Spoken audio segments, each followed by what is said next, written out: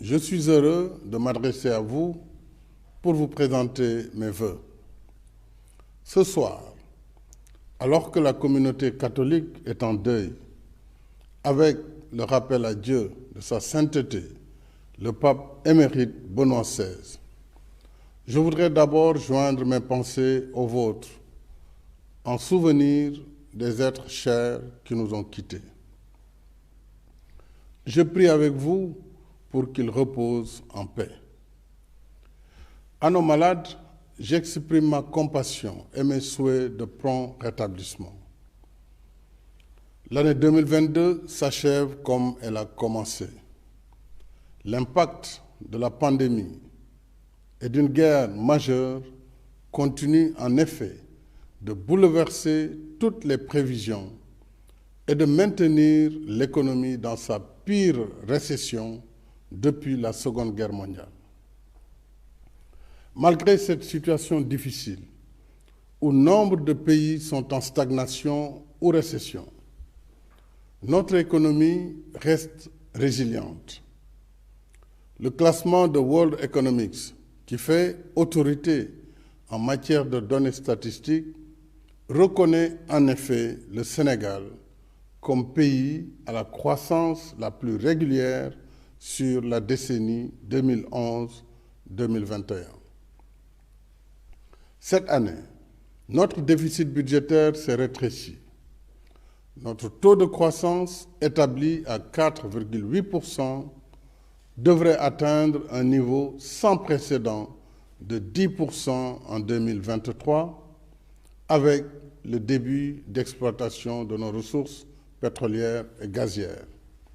Nos recettes intérieures ont augmenté de 23% au cours de l'année 2022, grâce à la bonne performance de nos régies financières, qui ont réussi un taux de recouvrement plus que satisfaisant de 90% par rapport à l'objectif fixé. Ces efforts nous ont donné plus d'autonomie budgétaire en permettant de couvrir 85% des dépenses publiques internes de l'État. Dans le même esprit de bonne gouvernance des affaires publiques, l'exploitation du rapport de la Cour des comptes sur la gestion financière de la pandémie Covid-19 suivra son cours conformément aux dispositions légales et réglementaires en la matière. Mes chers compatriotes, dans un contexte mondial particulièrement difficile, marqué par une hausse généralisée des prix, j'ai souhaité faire de l'année 2022 une année sociale dédiée à la protection du pouvoir d'achat des ménages. C'est le sens des mesures portant sur l'augmentation substantielle des salaires pour un montant cumulé de 236 milliards de francs CFA. La subvention des prix du carburant, du gaz et des denrées de première nécessité pour plus de 750 milliards. La renonciation par l'État de 157 milliards de recettes fiscales sur des produits importés comme le riz, le blé, le maïs, le sucre et l'huile, afin d'éviter leur renchérissement pour le consommateur. Enfin, le soutien direct à 543 000 familles vulnérables par transfert d'argent pour plus de 43 milliards. À cela s'ajoutent les décisions issues des concertations nationales sur la lutte contre la vie chère, visant à contenir la tendance inflationniste des prix, y compris le loyer. Je remercie l'ensemble des acteurs économiques et autres forces vives de la nation qui ont contribué au succès de cet exercice de solidarité nationale. L'effort de protection sociale sera renforcé en 2023 avec la mobilisation de plus de 450 milliards au titre des subventions des produits alimentaires et énergétiques. Celles concernant le carburant et l'électricité seront cependant ajustées et mieux ciblées en faveur des couches sociales les plus nécessiteuses. En outre, les bourses de sécurité familiale seront portées de 25 000 francs CFA à 35 000 francs CFA par trimestre et élargies à de nouveaux bénéficiaires sur la base de critères de vulnérabilité. C'est dire, mes chers compatriotes, que le gouvernement reste dans le temps de l'action, de la sensibilité sociale, par la veille, l'écoute et la proximité, mais également de l'offensive économique.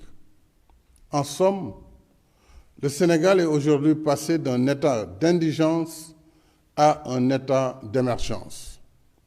Le combat pour la souveraineté alimentaire reste un objectif de premier plan. Ainsi, en 3 ans, le budget de la campagne agricole a doublé, passant de 40 milliards en 2019 à plus de 80 milliards en 2022, pour soutenir les producteurs en semences, engrais et matériel agricole.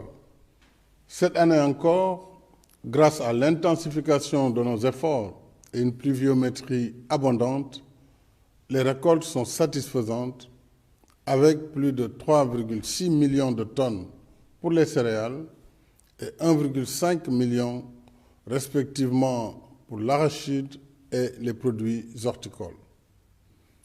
Nous ferons encore mieux avec les nouveaux aménagements hydro-agricoles en cours, une meilleure maîtrise de l'eau et le développement progressif des agropoles, des domaines agricoles communautaires et des fermes Natangué et Warui.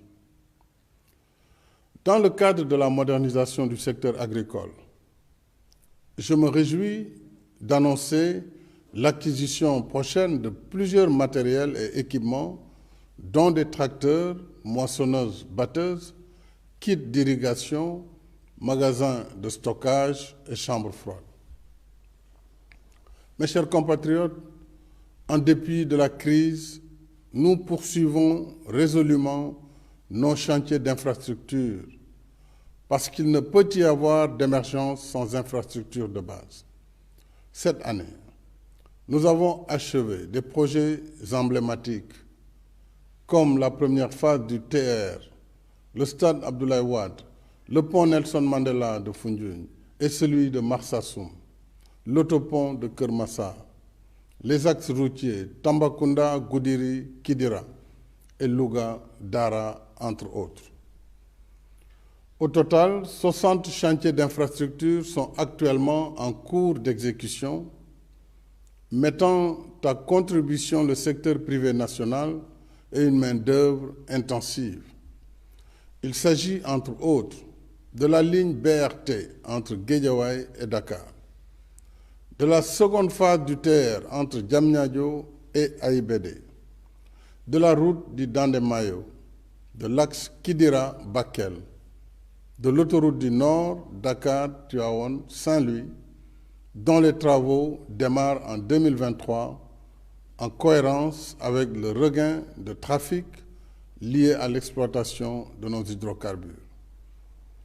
Du programme de connectivité des zones de production agricole dans les régions de Kaffrine, Kaolack et Thiès, dont le montage financier est bouclé, et du programme spécial de désenclavement, un vaste chantier quinquennal qui a déjà démarré pour réaliser 2850 km de routes ainsi que des ouvrages d'art en milieu rural et urbain. À terme, ce programme mobilisera 60 entreprises nationales et générera 50 000 emplois. S'y ajoutent les projets spécifiques d'équité territoriale exécutés par le PUDC, le PUMAN et Promoville pour un maillage complet du pays en route bitumée, pistes carrossables, infrastructures hydrauliques et électriques. Ce sont tous ces efforts qui ont hissé notre pays à la 8e place du classement Global Economy des meilleurs réseaux routiers et autoroutiers d'Afrique sur 38 pays évalués. Nous avons la même ambition de performance pour les secteurs stratégiques des mines et de l'énergie, conformément à nos engagements au titre de l'initiative pour la transparence des industries extractives, ITIE. Le conseil d'administration de l'ITIE a ainsi reconnu en octobre dernier que le Sénégal a atteint un score très élevé dans la mise en œuvre de l'ITIE suite à sa seconde validation, avec la mise en ligne transparente des contrats miniers, pétroliers et gaziers, tous accessibles au grand public. Je suis heureux d'annoncer que de bonnes perspectives sont devant nous pour réaliser au plus vite l'accès universel à l'électricité. Les travaux de notre projet pétrolier Sangomar et du projet gazier GTA que nous partageons avec notre voisin mauritanien sont exécutés respectivement à 71 et 85%, avec la participation d'entreprises et de main-d'œuvre sénégalaises, donnant plein effet à notre politique de contenu local. Dans la perspective de nos premières productions en 2023, notre pays a adhéré en novembre dernier à l'Organisation des pays africains producteurs de pétrole afin de défendre ses intérêts dans le cadre de la solidarité africaine. D'autre part, la Sénélec a renforcé ses capacités avec la mise en service de la centrale électrique de Malicounda et notre quote-part de 33% dans la centrale hydroélectrique de Gouina. À cela s'ajoute le nouveau programme d'installation de 115 000 lampadaires solaires, prioritairement dans les communes non bénéficiaires de la première phase, et l'électrification de 2000 villages au titre de la phase 2 du PUDC. Tout comme l'électricité, l'eau et l'assainissement restent au cœur de mes priorités. Comme promis, nous avons satisfait cette année une vieille doléance avec la réalisation du projet d'alimentation en eau potable des îles de la Basse-Casamance. De même, les travaux de la première phase de l'usine de dessalement d'eau de mer des Mamelles ont démarré. Ce chantier sera suivi par celui du dessalement d'eau de mer sur la Grande Côte pour 300 000 m3 par jour, extensible à 400 000 m3, afin de couvrir les besoins de Dakar, Thiès et Mbour. Nous lancerons en 2023 le projet d'exploitation des eaux de surface du bassin de Nanija-Bolon dans le département de Koungheul, soit 46 millions de mètres cubes par an, pour mettre en valeur 12 000 hectares et arrêter l'avancée des eaux salées. Un financement de 156 milliards sera également mobilisé pour la première phase de l'ambitieux projet de renforcement de la résilience des écosystèmes du Ferlo, le Préferlo, qui consiste à transférer 680 millions de mètres cubes par an du lac de Guiers vers la zone du Ferlo sur un linéaire de 214 km entre Keur Momar et Ranérou.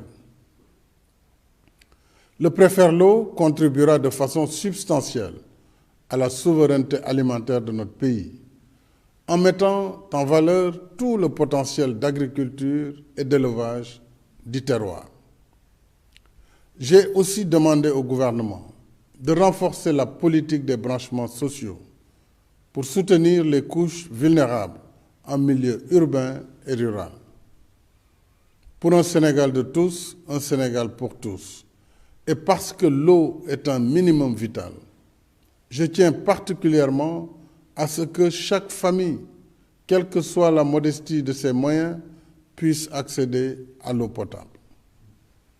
En matière d'assainissement, d'importants chantiers sont en cours, avec la finalisation des travaux de renforcement des capacités de la station de Cambérène, le lancement du projet de renouvellement du collecteur Anne Fan pour régler une vieille préoccupation des communes de Hann, Fann.e, Amitié, Grand Dakar, Biscuiterie, Mermoz Sacré-Cœur, Sicap Liberté, Dieuppeul-Derklé, Grand Yoff et des HLM.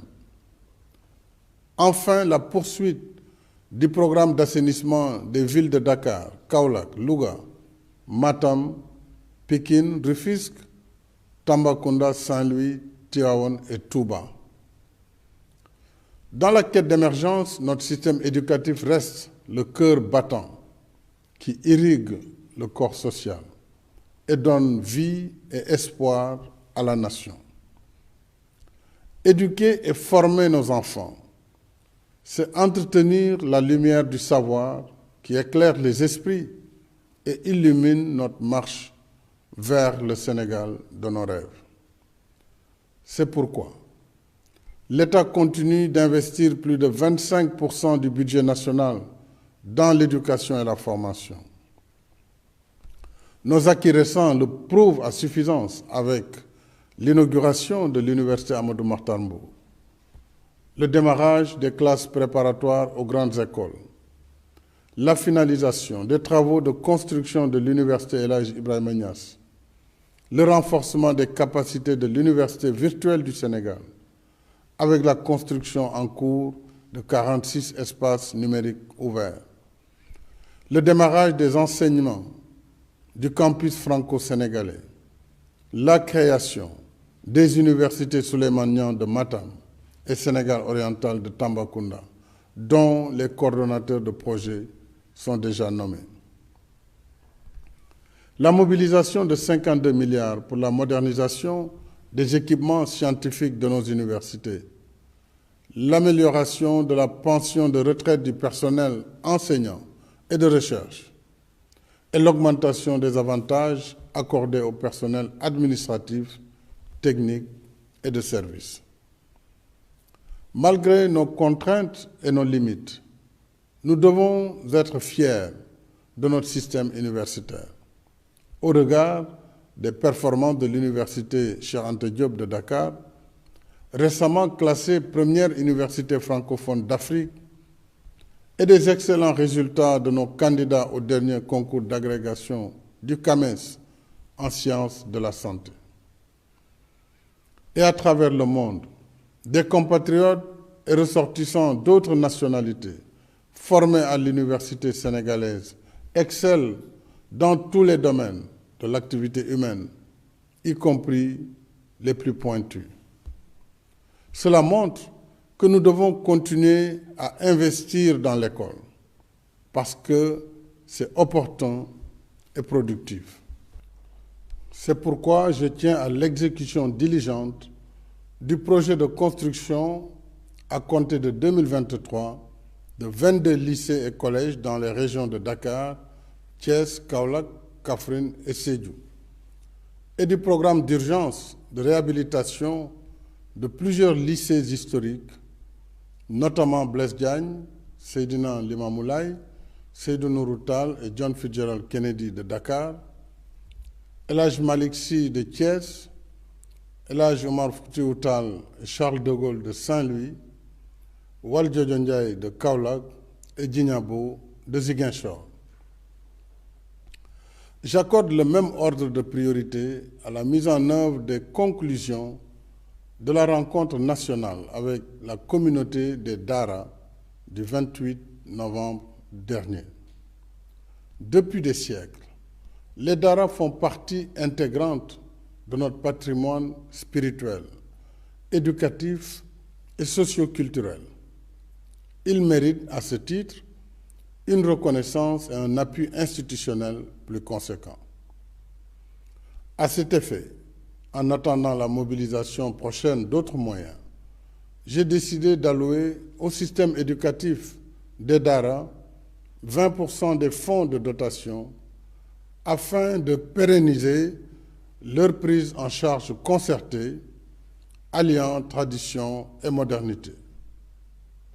Dans la même dynamique d'inclusion sociale et d'équité territoriale, la DER/FJ, qui compte à ce jour 205 000 bénéficiaires, continue son déploiement sur l'étendue du pays pour financer, conseiller et accompagner des femmes et jeunes porteurs de projets.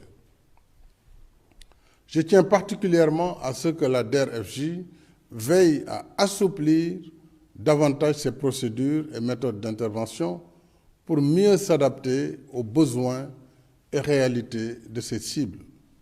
De même, l'État soutiendra davantage les cultures urbaines avec les moyens accrus du nouveau Fonds de développement des cultures urbaines et des industries créatives.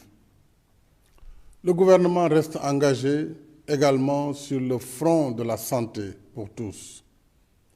Ainsi, après les inaugurations des hôpitaux de Sédhiou, Kaffrine, Kédougou, Touba et Agnam, d'autres chantiers d'établissements publics de santé sont en cours à Tivaouane, Ourossogui et Saint-Louis. Les travaux de la polyclinique de l'hôpital principal se poursuivent, de même que la construction de l'hôpital Aristide Le Dantec et celle du Centre national d'oncologie de Diamniadio pour le traitement du cancer.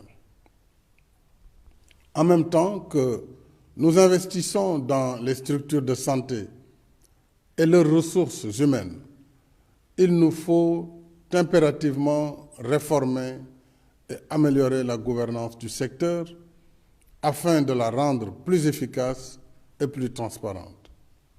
C'est pourquoi j'ai demandé une digitalisation intégrale du système, la mise en place de contrats de performance pour les hôpitaux et la révision de la convention hospitalo-universitaire. Mes chers compatriotes, au titre de son mandat à la tête de l'Union africaine, et dans un contexte international agité et incertain, notre pays, fidèle à ses idéaux panafricanistes, a porté avec constance le plaidoyer pour la paix et l'intégration africaine et la défense des intérêts de notre continent dans la gouvernance politique, économique et financière mondiale. Notre diplomatie a pu mobiliser un consensus général qui balise désormais la voie pour l'adhésion historique de l'Union africaine comme membre de plein droit du G20. Je redis notre gratitude et nos sincères remerciements à tous nos partenaires qui ont soutenu la candidature de l'Afrique dans un esprit d'équité et de solidarité.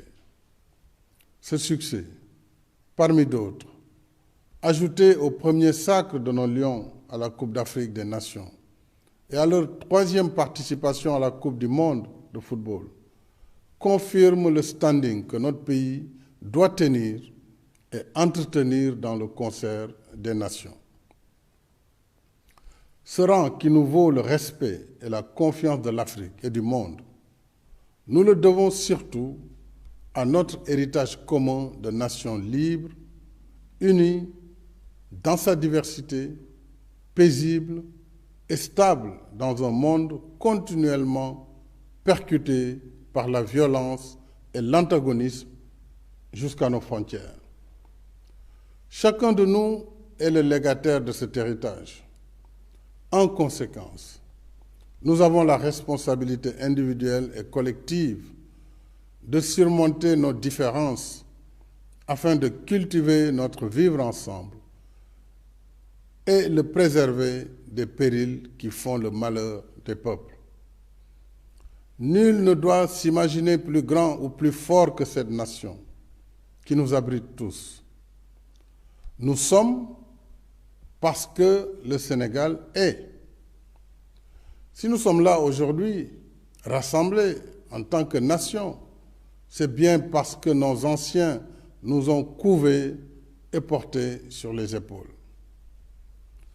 Notre honneur, c'est d'en faire autant pour nos enfants, en consolidant chaque jour le pacte de bienséance, de solidarité et de fraternité humaine qui lie cette nation, génération après génération.